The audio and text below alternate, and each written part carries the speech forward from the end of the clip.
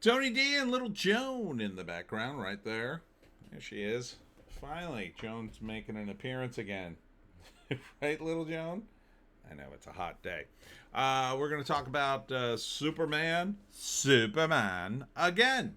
Smash like and subscribe. Thank you for smash liking and subscribing. Thanks for checking in. Sorry about that. Thanks for checking out the Pineys, books 1 through 18, available at Amazon.com. Don't forget, Kindle Unlimited is free. All right, so why am I talking about Superman? Good question.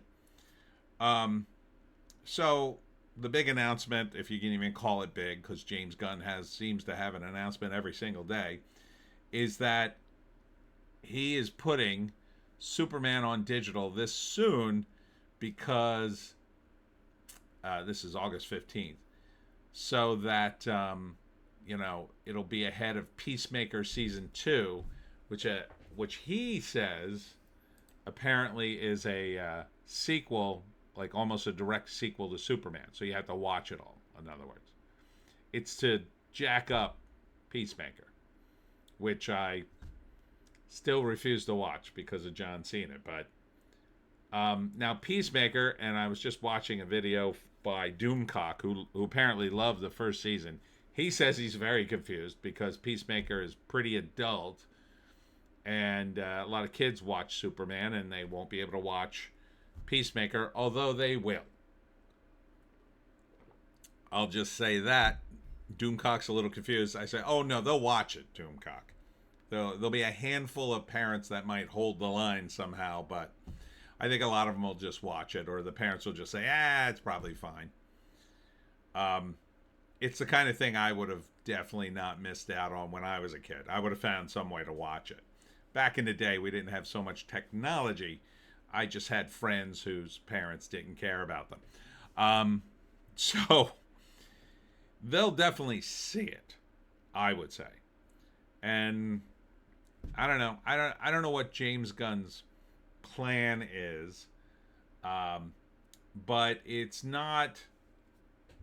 It's just basically he's trying to beef up Peacemaker, I think. But here they say Warner Brothers weakens Superman. Early digital drop betrays theaters and fans. Oh, back it up. Back it up. I think we firmly established on this channel that the theaters are effed. I mean, they're completely effed. I am a guy who back in the 80s, I would buy a ticket and I would stay there all day and watch all the movies. I loved it. I loved watching movies. But back then, you know what we didn't have ahead of the movies? Commercials. Okay? Just see previews. Popcorn was still expensive, but not that out of control. Now it's a half hour until the movie. The prices are through the roof. And you've got all this digital seating nonsense, which is another way to make sure a guy like me who bought one ticket doesn't see a bunch of movies in the other theaters.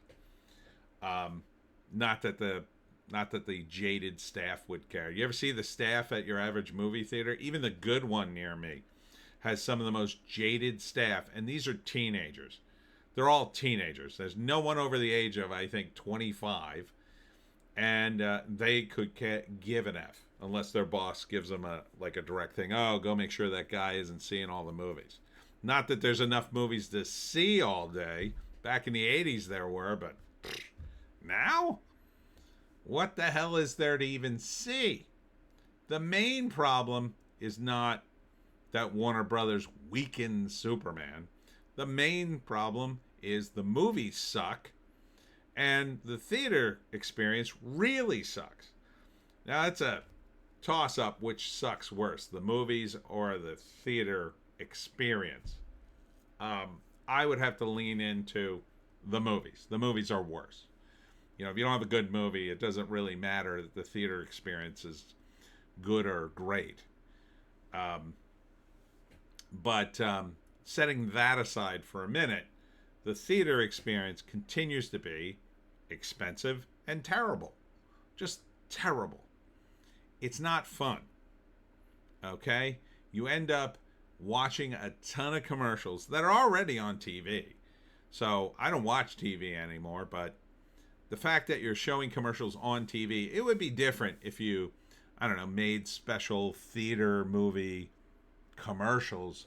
Maybe then they would be slightly more palatable, because then you could say, oh man, I saw that Tom Cruise commercial for Pepsi where he jumps out of the plane and it was pretty cool. But they're not going to spend that kind of money, I don't think. I think these guys already have concluded that theaters are dying, and they're just going to squeeze as much money out of them on the way out.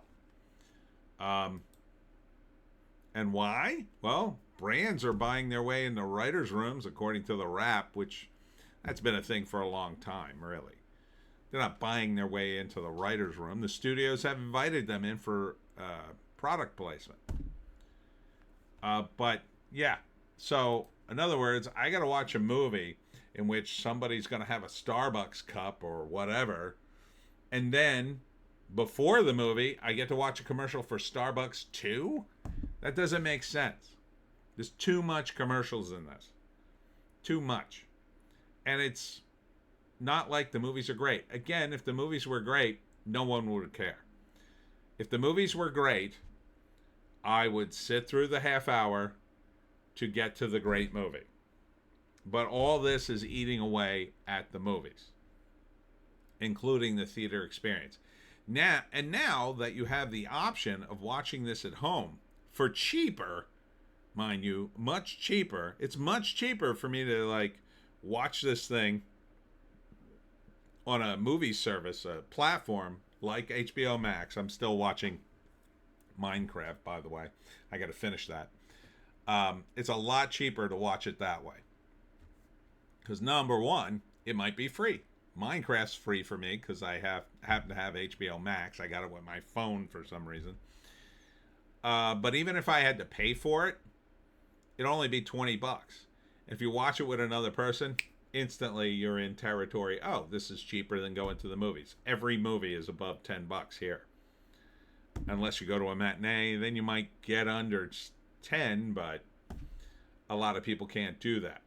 So, and the experience at home, way better. Even if I'm just sitting in my office here to watch a movie, it's way better. Again, Minecraft, I have paused it for the second time, and I go back and watch it whenever it's convenient for me. I can't do that in a movie theater. It's a huge advantage, and the response of the theater owners have been to make the theater experience even worse. Now, I won't expect them to make any kind of thing where we can pause the movie in the theater, of course, but you gotta make it worth it that I would see something in the theater that I would not see outside the theater. So one thing you could do, theater people and studios, is you could start making cartoons again ahead of the movie. Cartoons that would be exclusive to theaters, at least for, say, like a year, right?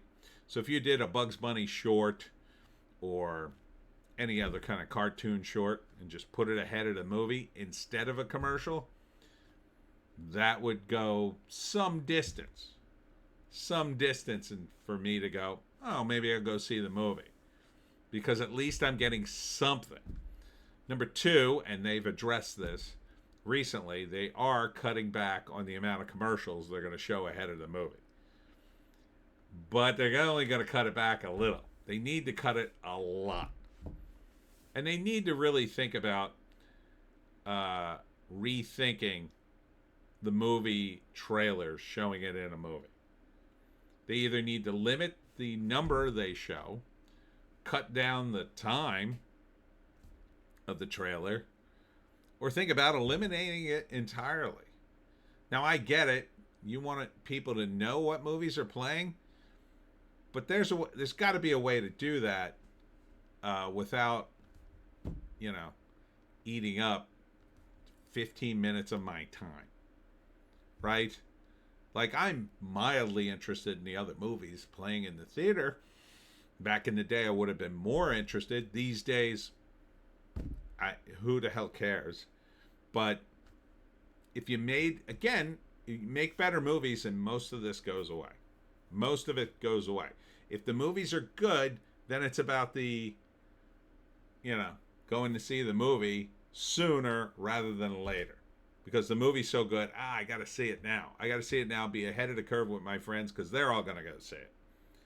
Right now, we have a situation where only superhero fans, maybe some of the kid fans and some of the kid fandoms, will go to the movies to see something. Most adults aren't going to bother. And think about the adult experience. It's terrible too. It's no longer a great date. The movies are not a great date. The movies need to be geared more towards, again, the 18 to 35-year-old crowd. These are younger people who are dating, hopefully, and they need something, right? They need something that's cheap to do. And again, the movies aren't cheap anymore.